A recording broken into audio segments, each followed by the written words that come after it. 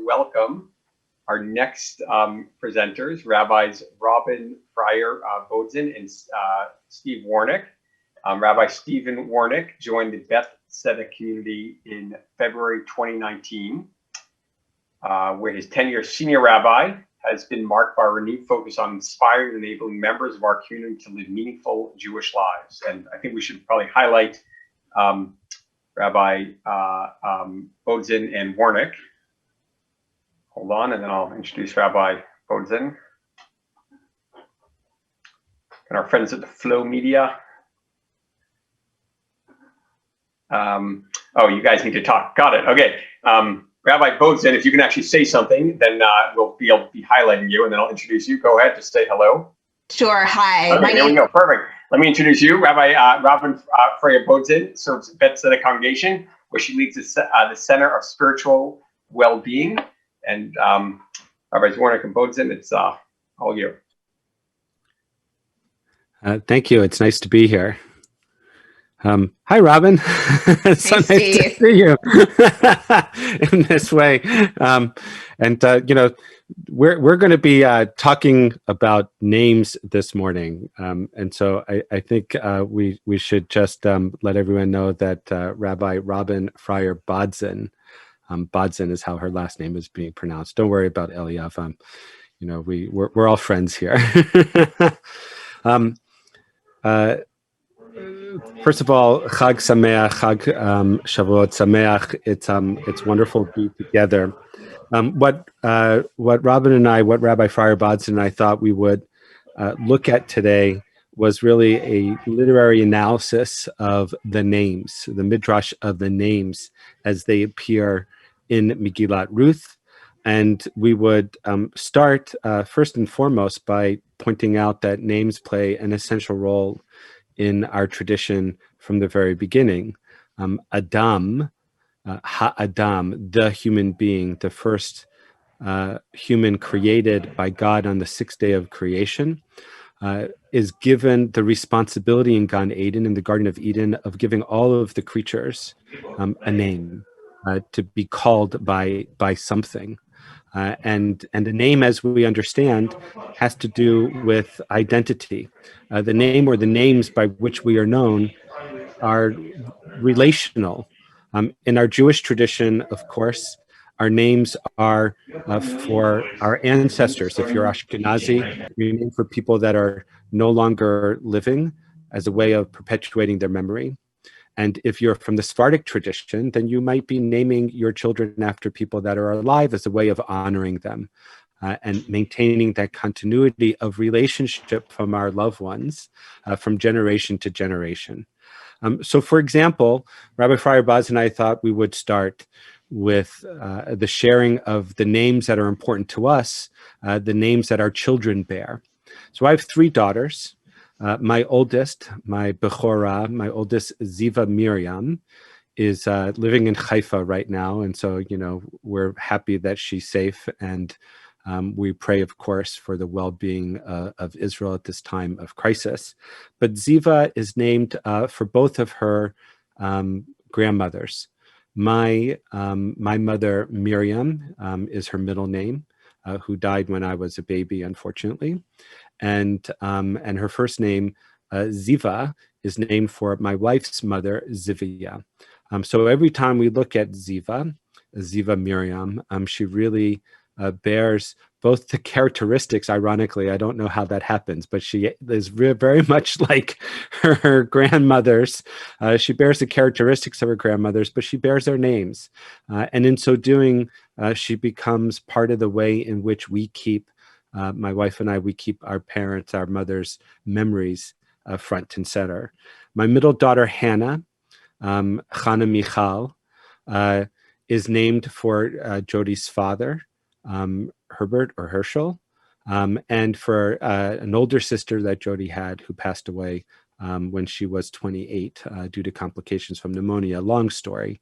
But Chana Michal is for Herschel Michelle or Missy. So our middle daughter Hannah is named for Jody's father and for Jody's sister. And our youngest daughter, Ilana, is named for my maternal grandmother, Ada, as well as for Jody's maternal grandmother, Anne. And her middle name, Yael, is for my second mother, who adopted. My father remarried, and she adopted me, and then she unfortunately passed as well. And her name was Judy. So these names, certainly in my family, bear the legacy of people that unfortunately passed from this world way too young.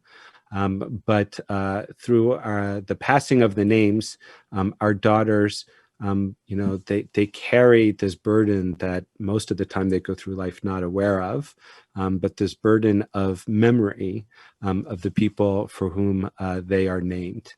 Rabbi Friar Bodzin, you want to talk about the name of your little one? Yes, I have one little one who is a little bit too close to me and making a little bit too much noise right now. I'm trying to make that stop as best as I can. She is 6 years old, and she is stuck inside right now with me on a beautiful day in Toronto. And her name in English is Ariella Bella Bodzin. I'm sure when she's a teenager, she'll get mad at us for that. And in English, in Hebrew, it's Ariella Yardena. My husband's father passed away before Ariella was born, and his name was Yaakov Aryeh Leib. So Ariella Bella for the Aryeh Leib. And my booby was Ethel Bela. And so the Bella is like Bela. And for the Yardena part of Ariella Yardena, a first cousin of mine passed away very young, way before his time. And his name was, okay, here she is. And his name was Jordan. And Yardena is named after him, and there are actually 3 little girls, 3 of his first cousins named their daughters after him. And so whenever I look at Ariella, when she's not interrupting a Zoom call of mine, I see my booby, and I see my father-in-law, and I see my cousin Jordan all the time. But what we wanted to talk about are some of the names in this Megillah, Ruth, which is connected to Shavuot, of course, the 4 chapters of Ruth.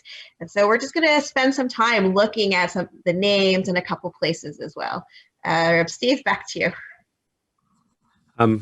Can you put the source sheet up?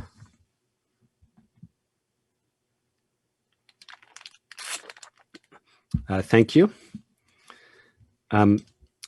So we want to look at the first chapter of Ruth, and we put in bold text important elements about the names. And we're going to start with the first verse, right? Vayihi bimei shofet hashoftim, in the days when the chieftains ruled, there was a famine in the land, and a man of Beit Lechem in Judah and his wife and 2 sons went to reside in the country of Moab. So I'm going to start with a comment about the name Moab, and it's really important when we're doing this literary analysis. The use of the names and their meaning provides an understanding of the larger context and the story that the narrator wants to tell, the message that they want to get across. So Moab is ironically about the descendants of a father. Yet here, the 3 potential fathers of Ruth all die, leaving no descendants. And so what we see in the use of the names of Megillat Ruth and the narrative of the story is an incredible irony that even continues with the second name that Rabbi Friar Bodzin is going to point out. Okay, so which is Beit Lechem, or Bethlehem as it's known. I want to look at that first verse one more time. Thank you for putting it back. Vayihi bimei shvot hashoftim, in the time when the judges judged. Vayihi ra'av ba'aretz, there was a famine. And Vayelech ish mi Beit Lechem, there was a person of Beit Lechem. Bait is house. Lechem is bread. It symbolizes food. So the person lived in a place called House of Food. He himself was dealing with famine. It's almost the opposite. It should be called the place of empty. But instead, this person of a place called House of Bread, he had to go somewhere else because there was a famine in the land. So already from this first pasuk, this first verse, we know this is not going to be a cut and dry story, that there's going to be some twists and turns along the way. I want to just add to that. that even today we see, and we're going to see a lot more of it as a result of climate change and the impact of the weather on agricultural societies. We're going to see a lot of migration in the next several years of people who are no longer able to find lechem, are no longer able to grow their own food, and whether it's because of climate change or other political unrest or so forth, they're going to be migrating, and probably mostly north from Africa into Europe. And so whatever unrest we see today, just buckle your seatbelts, because this is one of the reasons why climate change has become an essential issue for our world to address. More irony appears throughout this book. If we go back to the text, when we meet one of the main characters of the book, that is Naomi. Naomi is introduced in verse 2. Naomi is a name that has a meaning related to sweetness. But ironically, as we go through this chapter, as we go through this book, what we see is that the narrative arc of Naomi is anything but sweet. In fact, in verse 20 of chapter 1, she renames herself to fit the plot of her life. If you'll scroll down to chapter 20 for a moment, you'll see it. Her life is filled with bitterness. It's the loss of her husband. It's the loss of her sons, the uncertainty of what's going to happen. And she says, "Do not call me Naomi, rather call me Mara, for Shaddai, which is one of God's names." Interesting that Shaddai is God's name here, which comes from El Shaddai, God all-powerful. God all-powerful, Shaddai, has made my lot, Mara, very bitter. And so, one of the things that we see from the rabbis in terms of the way in which they understood and explicated her name, they did so by her moral qualities. In Ruth Rabbah, for example, we learned that her actions were beautiful and pleasant, even though the circumstances of her life and her own sense of self as a result of that were bitter. If we could, thanks, Steve. If we can scroll up again, please, to look at the second verse and the third verse. This man, his name was Elimelech, and his wife's name was Naomi. He had 2 sons. And then in verse 3, we read, Vayamot Elimelech ish Naomi vatisha erhi ushne vaneha. Elimelech, Naomi's husband, died, and she was left with her 2 sons. So Elimelech gets 2 verses. He dies, and his wife is left. But he's given a really strong name for a person who just dies. His Eli is my God, or Eli and Melech. So God is my king. That's his name. Eli Melech, God is my king. But God is not a main character in this Megillah, and there's no king in Israel at the time. And Eli Melech shows pretty much 0 leadership skills as a leader of the people. All he does is has a family, which is important, but he dies right at the beginning. We still have 4 chapters to unfold, and a major suspenseful story, an exciting story with drama and intrigue and people and reapers and romance. He's not part of any of that. He's not part of the decision of his daughters-in-law. He's not part of really his family's survival, yet he says, my God is king for his name, and we don't really see it. So again, that's picking up a little bit of the irony. And we see that even going on into the children in verse 2 as well. What were the names? Vishem Shnei Banav, the names of Elimelech and Naomi's 2 children are Machlon V'Chilyon. Machlon V'Chilyon. I just don't understand why parents would name their kids these names. Meet my children, disease and destruction. It also reminds me of Moshe and Zippor and the names that they gave, Gershon, as I'm a stranger in a strange land. It's like these names are not pleasant, uplifting, inspiring names. Disease and destruction. But again, it's like the names provide more texture and color to the narrative. Eli Melech dies, Machlon and Chilion die as well. And it's really the death of Machlon and Chilion that pushes the whole narrative forward, because what happens with their death, the destruction that Naomi faces is the future of her family line, of her tribe, and part of the reason that she goes back to Eretz Israel from Moab is because one is in the ancient world she needed protection. An unmarried woman, it's not like today where she could go get a job and take care of herself.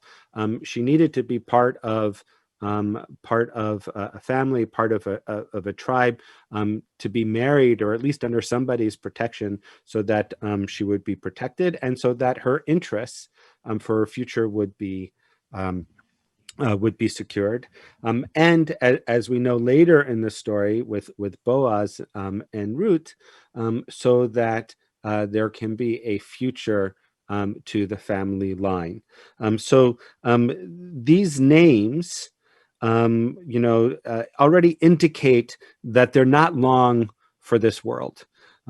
People who have these kinds of names, it's kind of like on Star Trek. If you're wearing a red shirt and you're beaming down to the planet, chances are you're not going to make it back, right? You name your kids Machlon and Chilion, chances are they're not going to make it to the end of the story.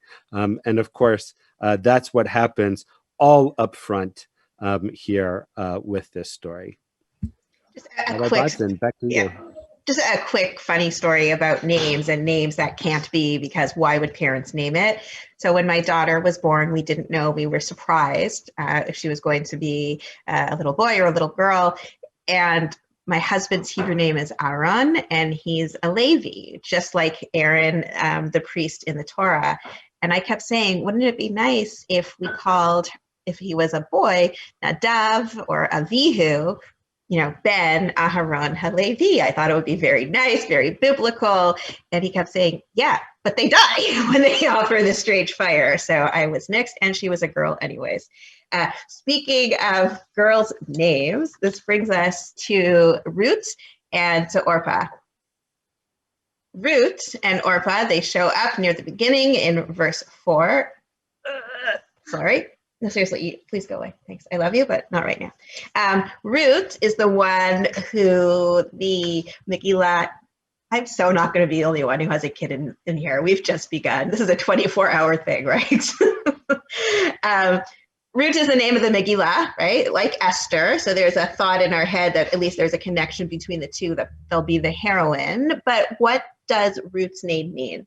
So there's lots of different options. The one that I've always felt a connection to is like from the Psalm when we say Kosi Revaya, my cup overfloweth, or overflowing cup, that she was overflowing in abundance, that she was full, that she had so much to give and so much to take and so much presence, which could be why the Megillah is named after her.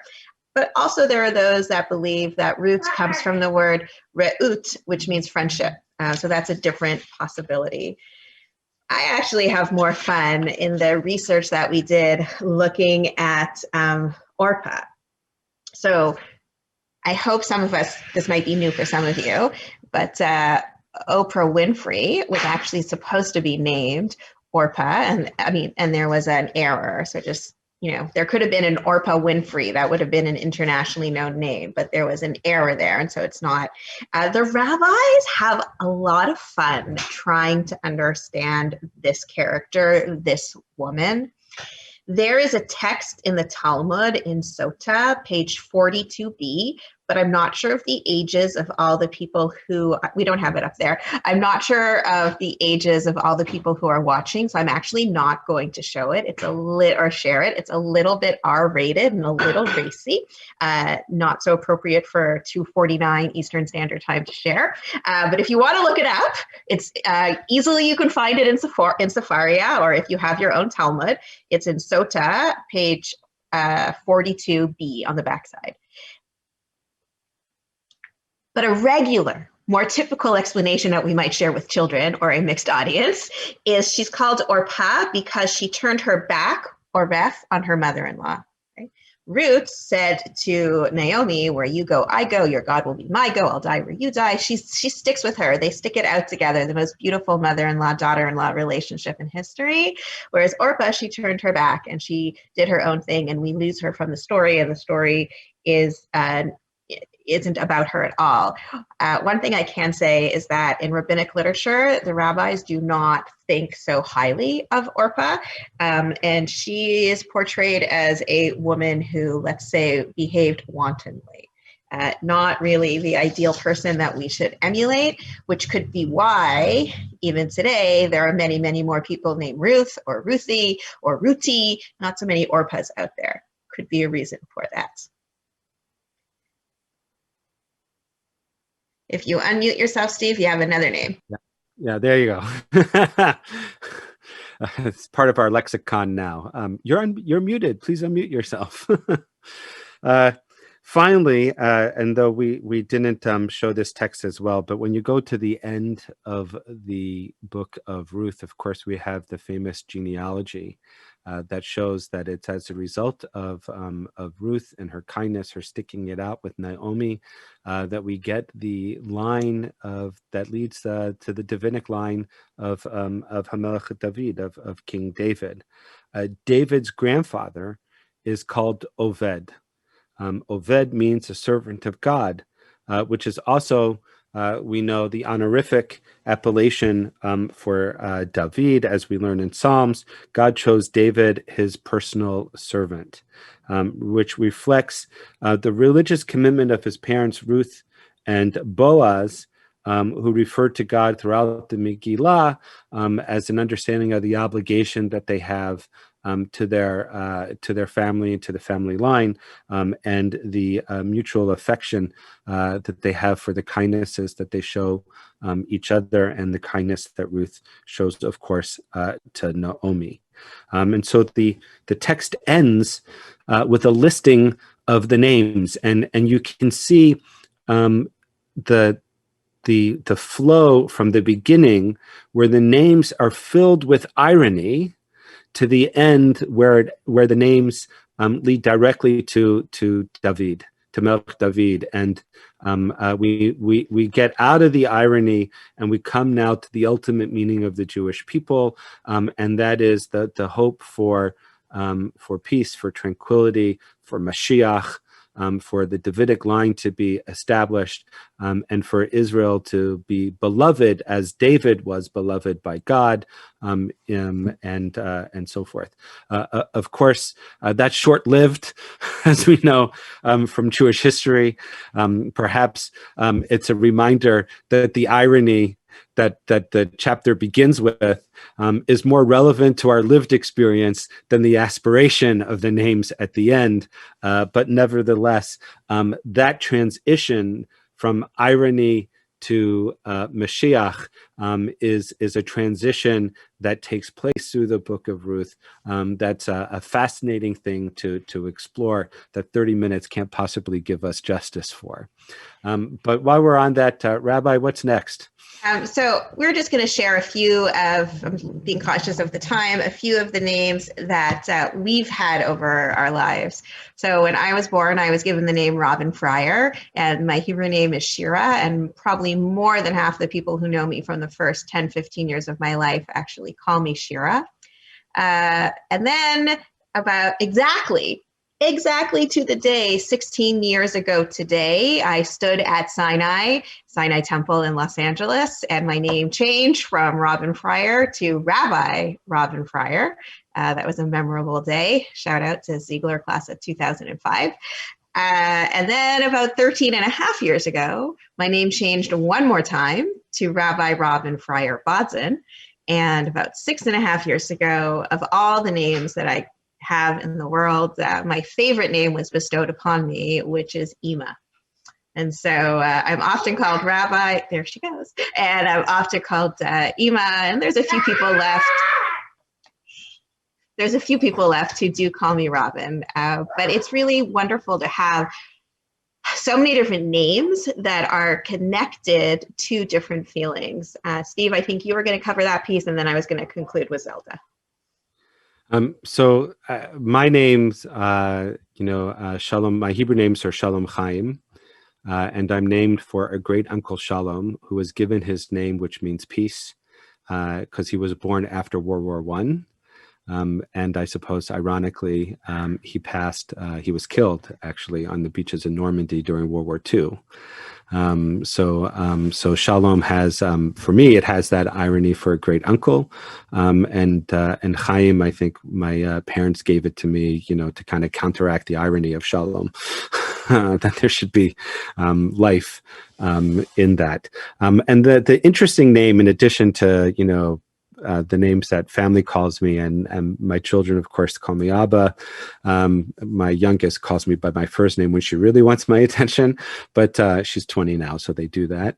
But the interesting name that I have is there's a group of now adults with children of their own, but there's a group of people that I first met when I was their Kedima and USY advisor in Minneapolis. And when the relationship was so close that they called me Uncle Steve. And when I went to Sarel and volunteered on an army base on the second mission that Sarel ever did, those groups of kids started calling me General Uncle Steve, which became Gus. And so there's a group of people today that, believe it or not, call me Gus. But it's that term of endearment, that name of endearment that goes back almost 35 years now. It's a long time. Rabbi? Of course, then there's the name that we call each other, Steve, which is friend and colleague. Amen. Amen. Thank God we have each other. We wanted to conclude with a poem that Zelda wrote, and some of you know it. We actually have it in our Betzedek Yizkor book. We did an early Yizkor earlier this morning, and it's called Names. And as you listen, I invite you to reflect and see if you can really tap into what Zelda wrote so many years ago. Each of us has a name given by the source of life and given by our parents. Each of us has a name given by our stature and our smile and given by what we wear. Each of us has a name given by the mountains and given by our walls. Each of us has a name given by the stars and given by our neighbors. Each of us has a name given by our sins and given by our longings. Each of us has a name given by our enemies and given by our love. Each of us has a name given by our celebrations and given by our work. Each of us has a name given by our seasons and given by our blindness. Each of us has a name given by the sea and given by our death. And Steve and I together are often known as the rabbis of Betzedek. Chag Sameach, everyone. Thank you. Thank you to both rabbis of Betzedek and for helping us take a moment to just think about our names. I would also say, one of the things that in the Zoom world we've been missing is personal interactions. God willing, I realize in America a little different than what's going on in Toronto as we begin reintegrating into society. Wouldn't it be amazing if one of the things you do is not only see each other's faces and literally feel each other's energy, but also stop and meet someone and say, Steve, tell me about your name, because I think you'll learn so much about a person in that moment. So really thank you to both of you.